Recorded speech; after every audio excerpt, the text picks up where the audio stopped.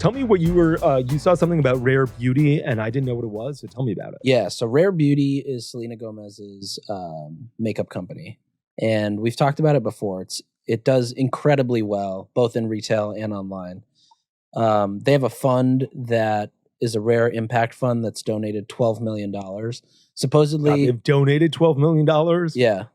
This must be a very good business. Insanely good business. Supposedly in 2022, and these numbers are all from Google, so I'm not sure how accurate they are, but in 2022, supposedly they did 70 million, which I think is accurate, and then they were on track to triple that last year, Wow. which I think it also sounds very accurate. Wow. They have the largest Sephora display in Sephora.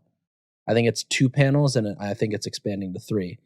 But this past week, they launched a whole new product line. So previously they were, mostly makeup or beauty-ish products. They just launched their new product line called Find Comfort, which is 4 products. It's a fragrance mist, a body lotion, a hand lotion, and an aromatherapy pen. And they rolled it out on direct-to-consumer, Sephora, and then Sephora's online store, which Sephora's online store, if you're one of their good brands, they're like their own network of content creators and Sephora insiders, ambassadors is probably, I've realized, the best platform. If you're like launching a new product and you can get into 500 hands on day 1, and by day 4 have 250 reviews on a product. Yeah. Like I haven't seen anything that works just as good. Do you know who owns Sephora, by the way? LVMH, right? Yeah. So they were featured on Sephora.com. Yeah. And in store, big window posters and whatnot.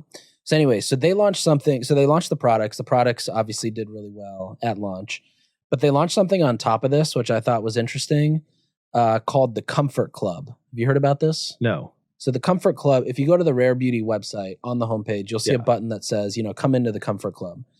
So this is basically their team realized that self-comfort kind of falls into 3 buckets: relaxation, movement, and connection. When I first looked at this, I was like, okay, I wonder, I don't think I'm the person that's going to go to the brand's website and try to figure out, do a 1-minute hand massage or a 2-minute neck massage or whatever it may be that's up on the Comfort Club. But it's done extremely well, and I thought they did it in a very smart way. So basically, they tapped 4 main partners that they've previously worked with. One was called Open, which is a meditation app. One's called Beyond Yoga, which is an apparel brand. One's called The Now, which is a massage studio. And then they tapped into a podcaster who I think they've worked with before named Alexis. And I just thought it was a really interesting and unique way of generating top of funnel for a brand where they've got all this leverage with Selena's audience and obviously the size of Rare. They've brought 4 other brands together that they've worked with in the past that are not also the category dominant brands. Like it's not Calm or Headspace. It's not Aloe or Viore. Yeah. Like they basically created top of funnel and a reason to come to the site and spend time on the site and use the site and get more into the brand without selling you anything and without doing much. I mean, our team actually got to design and put this thing up, the Comfort Club. And it's literally just like the entire end goal is for people to not buy anything, to just come and chill, relax, and be on the site. And it's done extremely well for that purpose. When did they launch it? This launched on Monday. Okay. Yeah.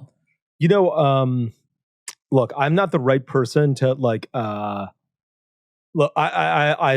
Selena Gomez is a force in of herself, and Rare Beauty is an incredibly well-run business and operates, is great.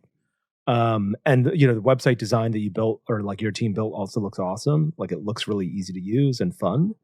But this reminds me of like those businesses that are doing so well that they're like, where should we spend money? And they just look for like, it reminds, Casper, when Casper was sort of the only mattress company in the world, the online mattress company in the world, they started spending money by creating like a newsletter or like, they were like, they hired like the editor of like the New Yorker or something. Wow. It was some insane like you're like, is this going to be a news publication? And the answer was sort of yes. And I think Harry's did that as well. They called it like 5 o'clock. Mhm. And for a while they were like, we're going to launch this every day or every week, and we're going to launch content. And you're just like, generally I feel like it's been businesses that are bloated isn't the right word. It's actually like so successful. They're like, what else? They feel invincible, a sense of invincibility, and they end up doing things like this. And I feel like those things never perform. Like you're saying this does. And so I could be completely wrong about this one. And certainly Casper or Harry's are not nearly as renowned as Selena Gomez or Rare Beauty. But I found that those things are sort of always distractions from the core business. And it's so hard. Like if you're the CEO and you're like, what metric should I measure Comfort Club being successful? Number of people who come on and then come and make another purchase. Like, you came on to do a 1-minute meditation or a 1-minute scalp massage, and then you came and make it a purchase. Just views, like how many people have done the 1-minute scalp massage? How much time and effort and energy should we invest in this? And I feel like these things are always a little bit distracted from the main mission. And it's a sign that a business is so... It's not a bad sign. Yeah. It's not like, I don't take it as a sign where things are going to go poorly moving forward. It's just a sign that the business has been so successful that I feel like they're invincible. And they're like, let's start, telling people let's start, YouTube. Yeah. Yeah. I would agree somewhat on there. Yeah. I do think with Selena Gomez being a part of it, it creates like, she's got, yes, I don't know, 100 million people who are ready to engage. Yes.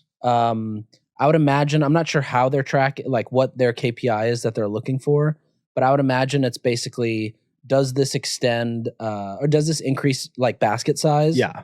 Or does this increase overall LTV? Yeah.